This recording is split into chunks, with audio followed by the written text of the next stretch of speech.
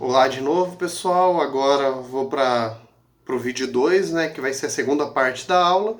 Na primeira eu falei a respeito do significado do conceito calor e do conceito de caloria e mudança de escala, né, entre joule e caloria.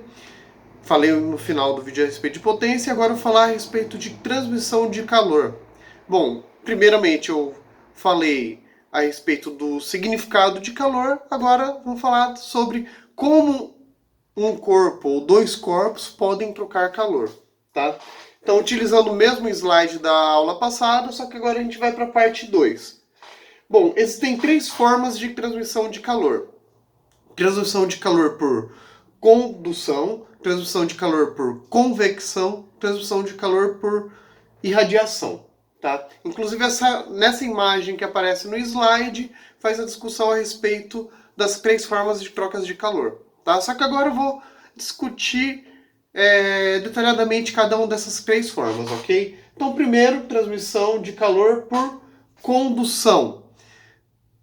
Bom, acho que é a forma de transmissão de calor mais fácil da gente entender. O que acontece? Se eu encostar dois corpos, ou se eu encostar minha mão em um outro corpo, o calor passa diretamente a partir do contato de um corpo para o outro.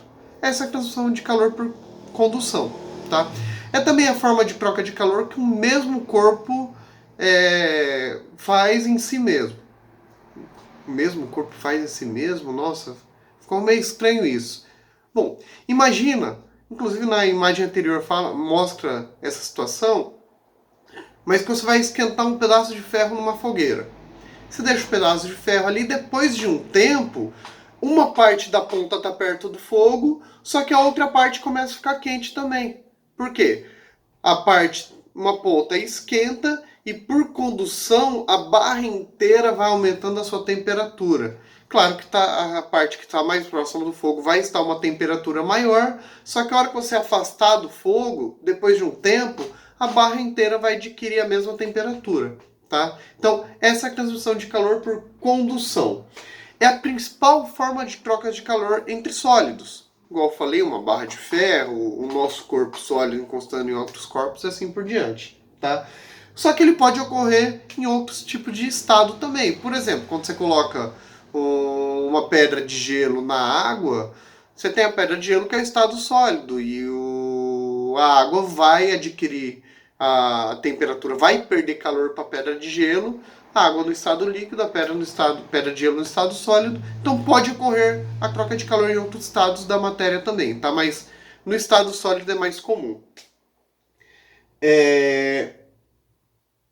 Tem um conceito que está relacionado à transmissão de calor por condução. É o conceito de condutibilidade térmica. Ou condutividade térmica. Condutividade não é comum usar, mas pode aparecer também. Então, o que seria essa condutibilidade? Tem materiais que transmitem calor mais facilmente do que outros. Esses materiais que transmitem calor mais facilmente são materiais bons condutores de calor. Eles têm alto valor de condutibilidade térmica. Os metais, em geral, têm uma alta condutibilidade térmica.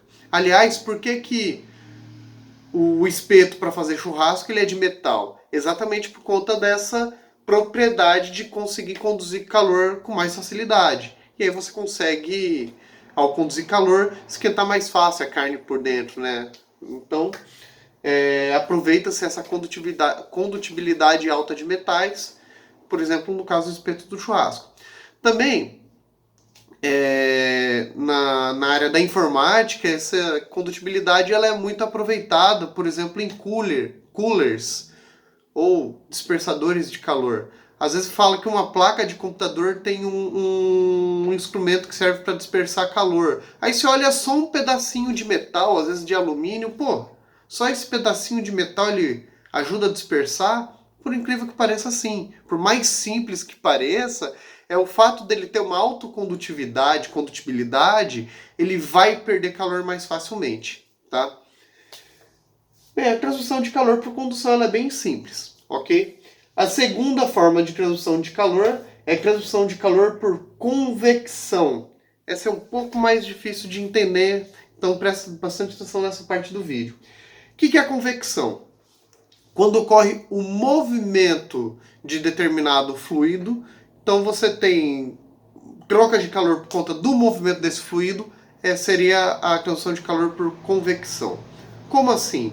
Quando você esquenta, isso vocês viram na primeira parte desse bimestre, né? Tem um fenômeno muito comum dos corpos que é chamado de dilatação térmica. Então, se você esquentar um corpo, ele tende a ficar um pouco maior. E essa dilatação ela é muito mais intensa em fluidos, líquidos e até gases.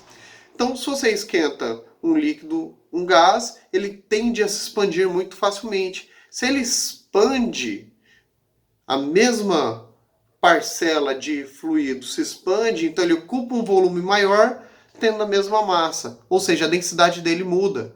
Quando você aquece uma porção de água, a densidade daquela porção de água muda. Na convecção, o que teremos? Vamos pensar na convecção com a água. Se você coloca uma panela no fogo e uma panela, coloca a água dentro da panela e coloca essa panela no fogão para esquentar. A parte da água que está no fundo da panela, por conta da proximidade com o fundo da panela, ela esquenta primeiramente, ela esquenta mais rapidamente. Ao esquentar, muda a sua densidade, ela fica menos densa. Como a parte de baixo da água fica menos densa, ela tende a subir para a parte de cima e a água que está fria é mais densa, então ela desce. Então ocorre esse movimento, a água quente sobe e a água fria desce. A hora que desceu, ela tende a esquentar e esse movimento ocorre de novo, tá? Então esse movimento em ciclo é o que caracteriza a transdução de calor por convecção. Eu dei o exemplo com a água, mas massas de ar também aquecem muito. Ocorre esse aquecimento de massa de ar por meio da convecção. Aliás, quando chega, por exemplo, uma frente fria, o instante exato que está chegando a frente fria geralmente é acompanhado às vezes de tempestades, e às vezes não tempestades, mas pelo menos uma intensidade muito grande de ventos. Por quê? É esse movimento da massa de ar ocorrendo na hora que chega uma frente fria, essas correntes de convecção causam esses ventos, tá? Então, transdução de calor por convecção implica em movimento do fluido, tá? Tem dois fenômenos que estão relacionados à convecção. Um deles é chamado de inversão térmica, o outro é o fenômeno das brisas marítimas. Sobre a inversão térmica, o que é inversão térmica?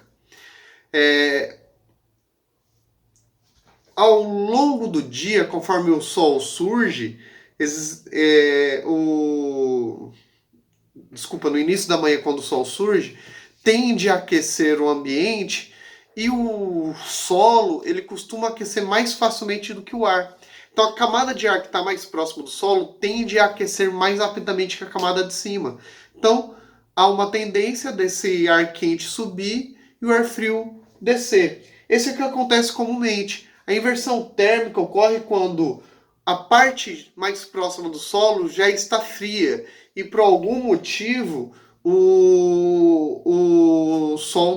o ar ele acaba não aquecendo. Então não ocorre esse movimento da camada de ar. É chamada de inversão térmica porque é normal que a camada de baixo fique mais quente por conta da proximidade do solo e esse ar quente suba. Quando não consegue ocorrer essa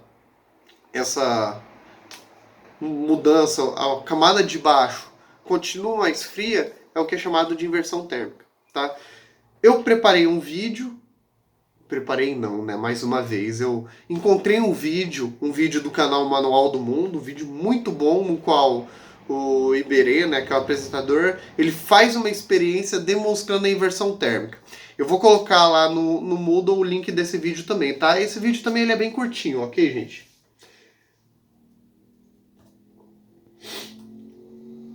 Por último, transmissão de calor por irradiação. Como que ocorre a transmissão de calor por irradiação? Um corpo quente, ele emite por meio de radiação eletromagnética esse calor. Esse corpo quente, ao emitir essa radiação, ele diminui a temperatura. O outro corpo que receber essa radiação, ele vai receber e vai aumentar a temperatura. Então ocorreu uma troca de calor, tá? É um tipo de troca de calor que ele é mais intenso quanto maior for a temperatura do corpo, tá?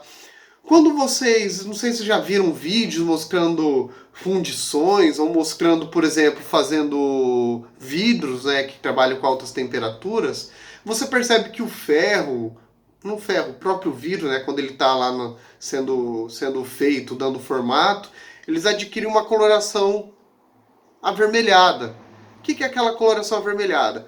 Tem alguns materiais que chegam a uma temperatura tão alta que essa radiação que ele emite é uma radiação visível para nós, tá?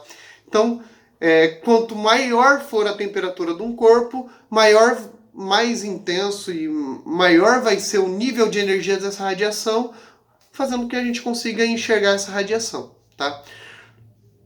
Das 3 processos de transmissão de calor, a radiação é o único processo de troca de calor que pode ocorrer no vácuo. Inclusive, o Sol aquece a Terra por irradiação. O Sol está distante da Terra. Está bem distante. Bom, ele está próximo se você comparar com outros planetas tipo Saturno, né? Mas o Sol, ele, de certa forma, está distante de nós. Existe um vácuo, um espaço vazio. Não existe matéria que conecta a Terra até o Sol. Então, como é que o Sol aquece a Terra? Por meio do processo de radiação, tá? Bom, gente, os 3 processos de transmissão de calor que eu queria comentar com vocês, comentei. Agora, para finalizar, vou falar a respeito de recipientes adiabáticos. Que diacho, o que significa isso? Adiabático? Recipiente adiabático é aquele tipo de recipiente que tem função de evitar a troca de calor entre o que está dentro com o meio externo, tá? E sim, se você pensou naquelas caixas que o pessoal chama de cooler, elas têm exatamente essa função de manter a temperatura. Geralmente essas caixas elas são feitas com parede dupla, com o espaço vazio entre elas, exatamente para dificultar essa troca de calor. Aí as pessoas forram essas caixas com gelo, né, que tem uma característica de ter baixa temperatura. Aí você coloca umas latinhas de refrigerante para gelar melhor e fecha, coloca a tampa. Ao colocar a tampa, você isola a parte de dentro da caixa com a parte de fora e com isso você consegue manter a bebida gelada por mais tempo, tá? Se fosse essas cooler ou caixa de isopor fossem perfeitas, a parte interna ali conseguiria, por um tempo indeterminado, manter a temperatura do refresco, do refrigerante, o que quer você coloque lá dentro, ele manteria a temperatura, tá? E eu quero fazer uma discussão rápida a respeito da garrafa térmica. A garrafa térmica, ela é um outro exemplo de recipiente adiabático, muito comum para colocar café, e aí ela mantém o café quente. A garrafa térmica, também chamada de garrafa de Leyden, ela não foi criada para manter bebidas quentes, né? Serve para isso, funciona, aliás, ela é muito utilizada para isso. Mas quando ela foi criada para que o laboratório mantivesse substâncias a baixíssimas temperaturas, tá? Então funciona para os dois. Aí fica a dica para a galera que gosta de tomar tereré, utilizar a garrafa térmica, você coloca o gelo ali dentro, funciona muito melhor que a garrafa PET, tá? Bom, nesse período de coronavírus vocês não vão ficar tomando tereré em grupos, né? Mas agora, enquanto assistir a videoaula, sozinho é bem indicado, tá, gente? E como é que funciona a garrafa térmica? Ela tem dispositivos para evitar as 3 formas de trocas de calor. Bom, primeiro, porque ela geralmente tem paredes duplas. Para quê? Para evitar o contato do meio interno com o meio externo. Evita a troca de calor por condução. Não sei se vocês já olharam dentro da garrafa térmica, ela é espelhada. Por que ela é feita de um material espelhado? Para evitar a troca de calor por irradiação.